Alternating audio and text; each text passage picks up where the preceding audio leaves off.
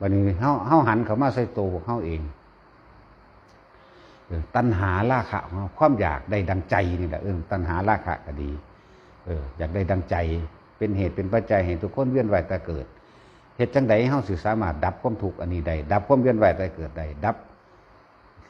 วัฏฏะสงสารอันนี้ได้มันจะมีวิธีได้ล่ะเมื่อเฮาพิจารณารู้แล้วแม้ความเกิดเป็นทุกข์ความเกิดเป็นทุกข์แน่ก็หู้แล้วเกิดแก่ก็เป็นทุกข์แบบนี้ทุกข์แบบใดทุกข์แบบป่วยทุกข์แบบไข้ทุกข์แบบตายสาเหตุแห่งทุกข์คือหยังคือความอยากตัณหาราคะหนทางสิดับทุกข์คือหยังมรรคมีองค์8นะสัมมาทิฏฐิสัมมาสังกัปโปสัมมาวาจากัมมโตอาชีววาจโมสติสมาธินะไปเอา หนังสือเขาก็มีอยู่ไปแปลเอามันมีอยู่แล้วบัดนี้เฮ็ดจังใดจิตจังสิตั้งมั่นได้เนี่ยเมื่อเฮามีความคิดเห็นถูกต้องโดยชอบธรรมเนี่ย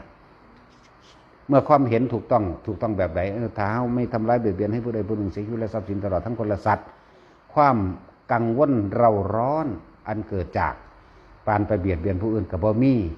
มันเอิ้นว่าสะอาดบริสุทธิ์ทั้งใจแล้วโดยทั้งกายทั้งวาจาทั้งใจเจ้าของเองน่ะบ่มีความไปอยากเบียดเบียนทำร้ายผู้ใดผู้หนึ่งนั่นศีลมันก็เป็นขึ้นมาเองมีความคิดจังสี่บ่เฮ็ดจังสี่พร้อมการเว้าการพูดจาหยังก็แล้วแต่เนี่ยบ่เฮ็ดโอ้เป็นหนทางนี่เนาะนี่เอิ้นว่าศึกษาทางเมื่อศึกษาทางแล้วสัมมาทิฏฐิและสัมมาสังกัปโปดำริความคิดหยังก็แล้วแต่ที่เฮาเกิดเห็นในขณะปัจจุบันอย่างเช่นเฮาไปเห็นดอกไม้ดอกบัวโอ้อยากเอาไปถวายพระเด้อยากเห็นดอกมะลิอยากเอาไปแช่น้ำหอมๆเย็นๆให้อีพ่ออีแม่กูกินเด้นี่ก็เป็นความดำริชอบแล้วนั่นแหละสัมมาวาจากัมันโตวาไปจนถึงที่สุดสัมมาสตินี่มันมาหยุดที่สติได้บาดนี้เหตุจังใดเนาะเฮาสิเป็นผู้มีสติรู้เท่าทันตัณหาราคะของเฮาเองที่มันเกิดอยู่ภายในนี่ก็ว่าไปจนถึงที่สุดน่ะอันเฮาก็มาฝึกหัดเฮาสติเฮาระลึกไปหาข้อปฏิบัติระลึกไปข้อปฏิบัติเพื่อการดับทุกข์คือหยังนอเพิ่นก็ว่าสติปัฏฐาน4เอสามะโควิสุทธิยาหนทางอันเอกหนทางแห่งความบริสุทธิ์มีแล้วเนี่ยนะคนในเบื้องกายในกายเห็นบ่ล่ะกายในกายเวทนาในเวทนาจิตในจิตธรรมในธรรมก็ว่าไปกายเวทนาจิตธรรมเฮ็ดจังไดนอนี่เพิ่นก็บอกวิธีสอนอานาปานสติรู้ลมหายใจเข้าออกให้ทุกคนมาตั้งสติทำความรู้สึกอยู่กับลม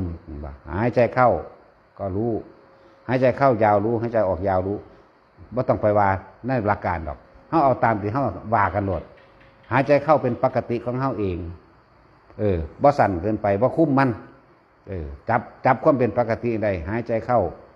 พูดหายใจออกโทบัดนี้เฮามีคำบริกรรมไว้เพื่อกันความคิดบ่ให้คิดฟุ้งซ่านไปเรื่องนั้นเรื่องนี้ก็เลยเอา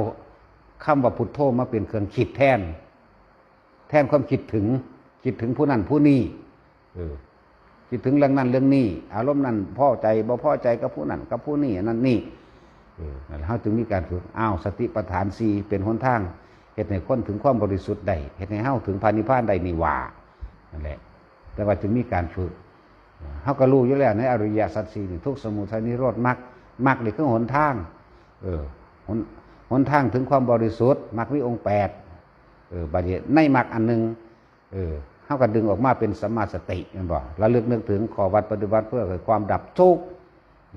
เพิ่นก็ว่าสติปัฏฐาน4เป็นหนทางอันเอกรัดสั้นที่สุดแล้วนะก็เลยว่าให้มาฝึกเอาถ้าในการได้ยินได้ฟังในการอ่านมันขาดคะเนและสรุปเหตุผลลงได้ทั้งนั้นแหละนั่นเอิ้นว่าความรู้จำแต่ว่าในความรู้จำอันนั้นรู้แล้วตะของนั้นยังมีความรู้สึกในความพอใจและไม่พอใจอยู่ยังเป็นทุกข์กับความพอใจและความบ่พอใจอยู่นี่นะเฮ็ดจังไดเฮาสิหาวิธีดับทุกข์ได้เพิ่นก็บอกอยู่ได้ละหนทางมันวิธีมันก็คืออยู่รู้ลมหายใจเข้าออกนั่นเองนะ